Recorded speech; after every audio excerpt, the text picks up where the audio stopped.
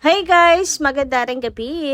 Welcome back po dito sa Gandara SRU channel for Showbiz Update. Andito na naman nga po akong muli nagbabalik.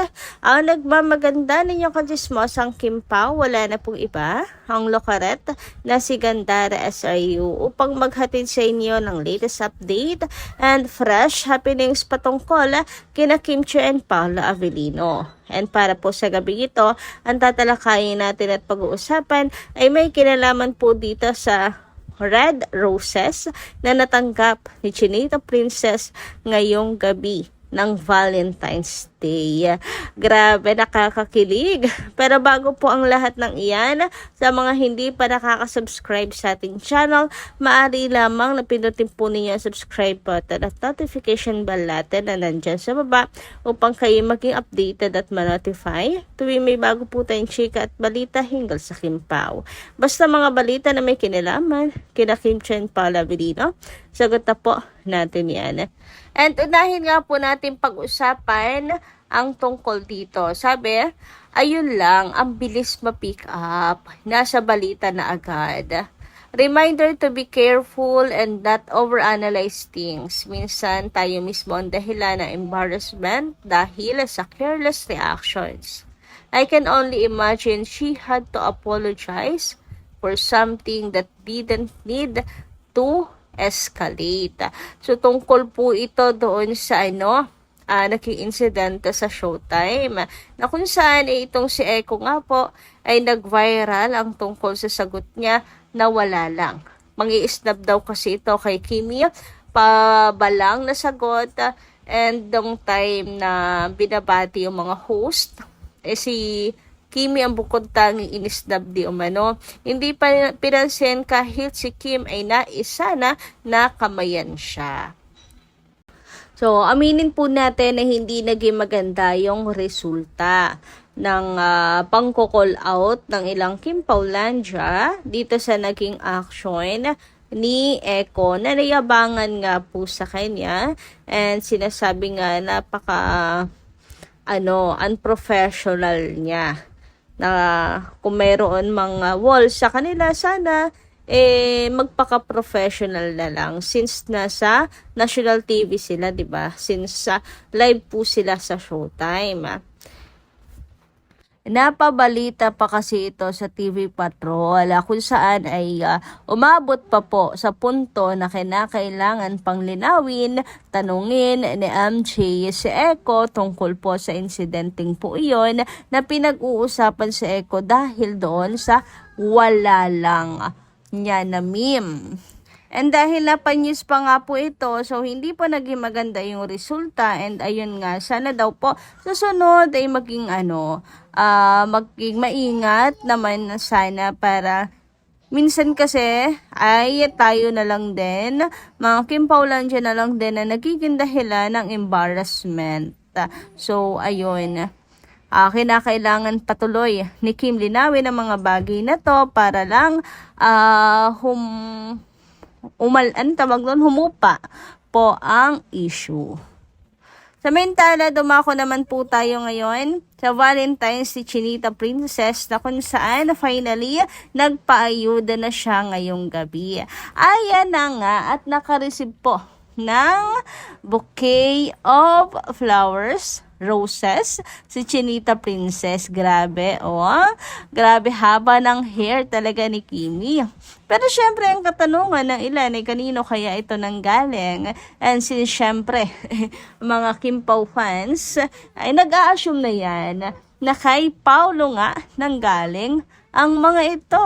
Grabe, napaka-sweet nga naman. Kung sino man ang sender ni Chinita Princess ng flowers na to, sobrang happy si Kimi. Kita nyo naman po sa kanyang mga post na talagang happy si Chinita Princess na natanggap niyang flowers this Valentine's Day. Uy, taon-taon may nagbibigay ng flowers, nagpapasaya sa kanya. Talaga naman, mapapasana all ka na lang talaga sa beauty ni Chinita Princess. Mapapasana all ka na lang talaga She is loved by many. And etong ayuda na yan, ako ang dami pa nag-aabang ng mga fans. Yan yung mga talagang pinaka-inaantay ng mga fans, ang ayuda ni Kimi D sa Valentine's Day. So, ayan na po. Nag-post na si Kimi, ginalaw na ang baso.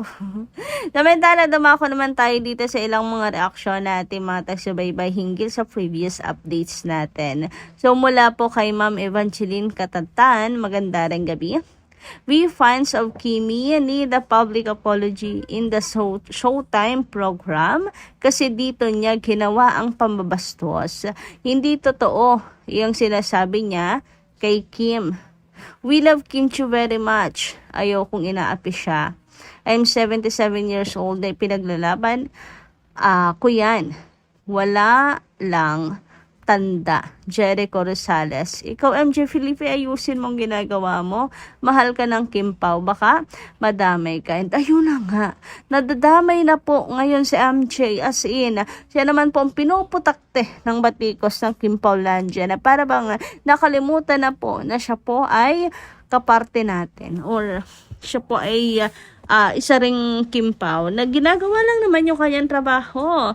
So, since ayun na nga pinag-usapan, umabot na po sa punto na kailangan ng interviewin, bigyan po ng linaw ang tungkol po sa mga bagay na yan. So, natanong po ni MJ, sabi nga kung hindi nyo naman pinalaki yan, di sana hindi po nagtatanong or hindi po nagtanong si MJ kay Echo. Napanyus pa tuloy. So, ayun, basta nadadamay po si MJ and siya na po ang inuulan ng putakte, inuulan po ng batikos na para bang pananridor ang ginawa niyang pag-interview kay Echo. Kasi mas pag-usapan daw yung movie because of that. Kayo ba anong inyong say tungkol po doon? Samantala, ayon naman po kay Ma'am Rebecca. Tama po. Move on. Sabi ni Pao, positive vibes na lang. Bad publicity is still publicity. Umingay yata tuloy ang movie. Daming sumakay. Baka ngayong iba, hindi solid fans talaga. So please, relax and focus on Kim Pao dahil sila lang sapat na. Ayun kasi minsan talagang nadadala ng damdamin. Nasaktan sila for Chinita Princess at hindi na po napigilan na hindi po mag-react. So ayun, talagang kailangan na rin po natin matutunan na choose our battles. Kung hindi, si Kim po ang kawawa, 'di ba? So ayun, sabi nga ni Pao, don't engage. Kasi bashers yung mga yan. Ano pang aasahan nyo dyan? Lahat ng negativity, lahat ng pwede nilang ipambatikos, gagawin po nila yan. Kasi nga bashers sila. So, don't engage na lang kung gusto nyo makaiwas sa stress. Samantala, dumako naman tayo kay Ma'am Josephine Chanel Regine na komento. Maganda ng gabi and happy Valentine's Day. Good evening, Ma'am Ganda Resario. Happy Valentine's sa iyo, anak. Ganoon na rin sa buo niyong pamilya niyo po. At aking minamahal na lovely Kim Paus natin sa buhay, sa buong mundo. At sa lahat-lahat natin mga kakimpaw sa buhay, sa buong mundo. Ma'am Gandara, maraming salamat sa lahat po. Ang ganda po ng ating Valentine's Day evening kasi po, pareho po tayong masaya habang binabasa niyo po ang aking comment na po. Napapa-smile niyo ako, Ma'am Gandara, sa iyo, anak ko. Tapos po, ramdam ko po kayo. Kung gaano nyo kamahal ang lahat ng nagko-comment po sa inyo. Ang sipag nyo po, Ma'am Gandara, ha, sa pagbabasa sa lahat. Lahat ng mga nagko-comment po sa inyo. Pagpalain po kayo ng poong may kapal. Mahal nating Panginoon Diyos Ama. At patnubayan kayo sa palagi at marating ang mga pangarap mo sa buhay. Kasama po lahat ng buong pamilya niyo po. Wish ko po na sa inyo yan, anak, Ma'am Gandara SRU. Thank you so much, Ma'am. Nako, maraming salamat.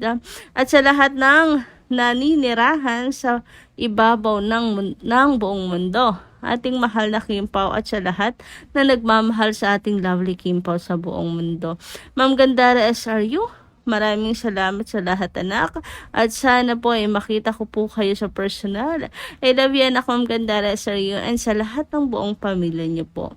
Ingat palagi. God bless you. Mama, naku, walang ano man, Ma'am Josephine. Happy Valentine's Day po sa inyo. At sana ay happy po ang araw ninyo ngayon, ngayong araw ng mga puso. Sana'y kasama nyo ang inyong mahal sa buhay at ang inyong mga anak. So, yan lang po muna yung ating update. Maraming salamat po sa inyong pakikinigan. Kita kas po muli sa mga susunod pa nating mga ayudas. Maraming pong salamat.